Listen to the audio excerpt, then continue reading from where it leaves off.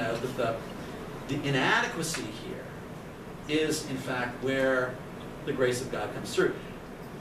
I'm trying to think who this was. It might have been Tagore or one of those Indian poets who says that the cracks are where the light enters. Leonard Cohen. Is that Leonard Cohen? Yeah, he did a song. I don't know where he got it. Okay. He was Buddhist, so. Oh yeah, he may have gotten it from some, you know, yeah. I think Leonard Cohen is really one of the great singer-songwriters of our day. And of course, after he died, Alleluia became a really big song again. And it's just it's a really glorious but really mournful song. But that's it. Yeah. So Leonard Cohen, cracks are where the light gets in, and I think that ultimately is the lesson of Paul. You know, those cracks, which are real, are also where the light gets in. What else? Well, Yeah. I'd also add that in Paul's time, they saw the physical weaknesses and maladies as a manifestation of sin. Yeah. So sort of conflating the sin and the physical together, you know, that all the people Jesus healed, people are like, well, what sin did they commit that he's blind, that he's deaf? Though remember, Jesus actually rejected that. He did, but it's still culturally would have been appropriate to sort of see a correlation between the physical and the physical and moral states. Though Paul ultimately rejects that as well, because really the point that he's making here is all of his suffering likens him to Jesus. Okay? So that his critics, and one of the things we think these opponents were the positions they were taking, and this is sort of the problem with the Pauline literature, he never identifies his opponents by name, number one, and never really tells us what they think. So we have to kind of draw our conclusions from his reaction, okay? And that's kind of an historical problem. But one of the critiques they seem to have made went something like this. If God really wanted Paul to succeed, wouldn't he make things a little easier on him? Okay? Maybe God's trying to tell him something. And Paul will end up saying, look, all this sufferings that I'm enduring, the beatings and the, you know, bastinado and the rest of it, are ways in which I come to resemble Jesus. So, there's that. Okay, yeah. Do we think that he was being accurate in this, I've been beaten 5 times and, you know, had my feet break? I mean, or is it... You think it's hyperbolic? Yeah. Well, you know, even if it happened just once, right, it'd be bad. Right. But, you know, I don't have any reason to doubt this because the scarring and the crippling would have been noticeable. Okay. I mean, if he had been, even if he had had the bastinado once, he would have limped for the rest of his life. And it would have hurt for the rest of his life. I don't know if you've ever broken anything. I broke one time my little finger. Not real serious, okay? I slipped. I got my first book contract. I was meeting a friend to celebrate the book contract. It was a dark and stormy night. I was living in a rectory in Dallas, Texas. I walked out onto the parking lot. I was heading to my car, and I slipped and I fell, and my hand went through the grill of a Volvo. Oh. And a friend of mine said, imagine if it had been a Ford. It would have been a whole lot worse. So the finger got broken. There's even a funnier story that's all part of that, of a homeless person who kind of picked me up and put me back together again, and I'll tell that story maybe another time. But I didn't know I'd broken the little finger until like 10 days later, and I was driving to work, and I would tap this is what guys do in their car by themselves, I would tap the steering wheel to keep time with the music.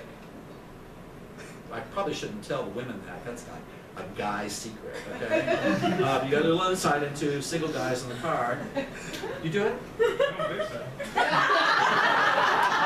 I'm just not aware enough yet. So I called my doc, who was my classmate from college, and I said, Bob, you know, every time I tap my finger on the window, you know, to keep time with the music, I said, it really hurts. And he said, stop doing that. Then he called me into his office, and then we did a little x-ray, and he said, yeah, you know, your finger's broken, but it's really beginning to set now. So he said, I can break it again for you. like he really wanted to, I think. And I said, you know, no, I think I'll just let it. So it's a little crooked, but here's the deal. It still hurts. It hurts in bad weather. Like today when it snowed, you know how I knew it was snowing? My fingers started to hurt, okay? where the light comes in, though, right? Okay? The thorn in the flesh, all of that, right? No, but I mean, my point to that would be that for Paul, the physical is not a punishment for sin, but it can be the weakness, and it can be a place where grace manifests itself. Brother Garrett. So is the grace manifesting itself to Paul through that weakness? Because it's certainly not a grace for the people who are mocked. So if the glory of God or the goodness of God or the grace of God is manifested in human weakness, for whom is this given? You know what I'm saying? Yeah. And in a culture where people are being mocked all the time and bullied or whatever, where's this grace? Well, maybe it's for us, For that the we person learn the who's- lesson of this. You know, maybe it's for posterity. Not, but I think you're right. I think those people who are mocked were shamed. You know. Now, here's the good news about all that. I think they were shamed, but they're never identified by name. Paul's good about that. Though it's maddening for me as an historian.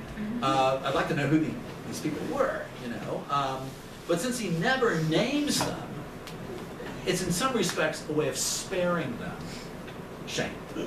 Okay? So maybe there's some charity in there. My rugby guy. Did the people that he was mocking, did they know who they were from the letters, or? You know, I mean, we don't know, because we never have their point of view. And that would be lovely to know. Would they have recognized themselves in the letter? I don't know. I'm thinking about, you know, we're seeing a lot of mockery in political discourse these days. Do the ones who are being mocked recognize themselves? Yes. Well, we know one guy does, because he tweets about it, right? You know? But, you know, those are really interesting questions that I'm afraid I just can't answer because the evidence doesn't permit me to do so. Okay? Yeah. Yeah, I was thinking earlier, I was just wondering about a minor point about Pharisees, Sadducees, etc. Is that, like, how did you get to be one? Did you self-identify, or did you have to pass some witness test? Did you have to be invited in? Did you have to, you know? You went to school. Went to school, okay, and then you became one. And, Yeah. and I was thinking, in modern times, it's about being Catholic, you know. How do you, there are people, who says you're Catholic and who says you're not?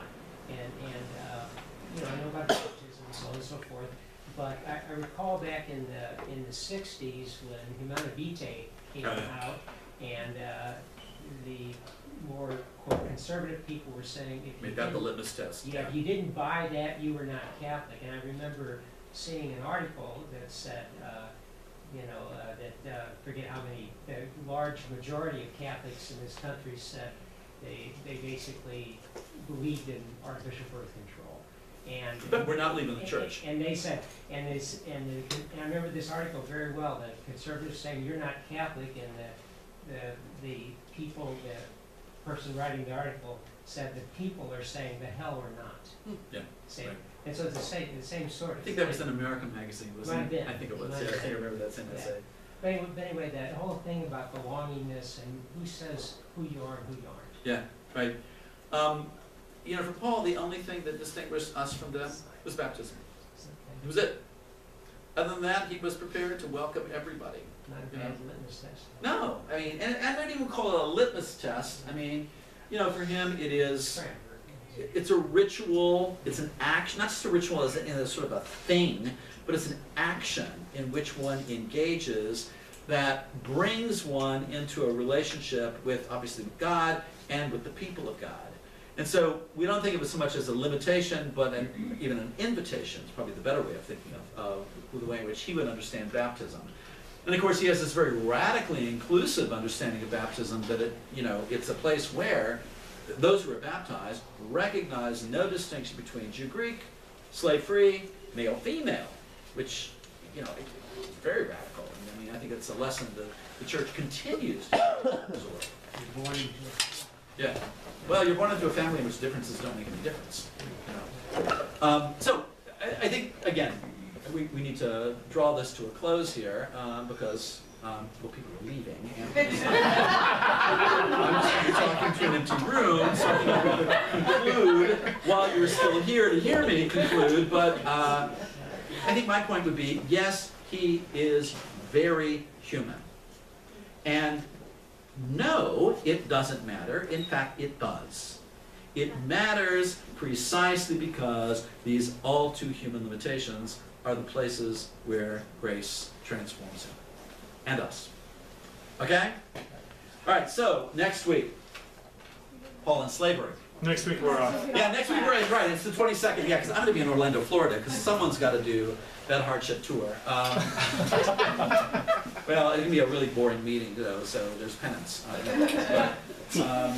Anyhow, we're not here next week. We will be here on the 22nd, Paul and slavery. And remember, you were going to tell me what you want to talk about on that last week.